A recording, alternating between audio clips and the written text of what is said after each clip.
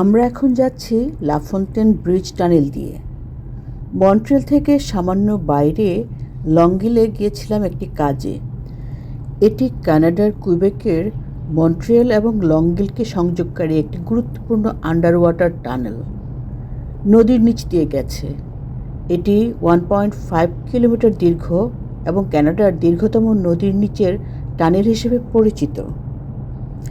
এটি কুইবেকের প্রথম প্রধানমন্ত্রী লুই হিপোলিট লাফন্তেনের নামে নামকরণ করা হয়েছে। এটি সেন্ট লরেন্স নদীর উপর দিয়ে এবং নিচ দিয়ে গেছে। এখন আমরা পানির নিচ দিয়ে যাচ্ছি, উপরেও আছে। বর্তমানে এর স্থায়িত্ব বাড়ানোর জন্য একটি বড় ধরনের সংস্কার প্রকল্প চলছে, যা এবছর শেষ হয়ে যাওয়ার কথা।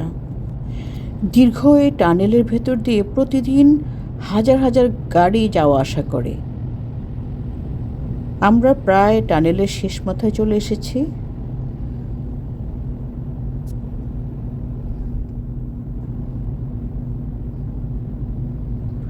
কনস্ট্রাকশনের কাজ চলছে, প্রচুর ট্রাফিক এই কারণেই।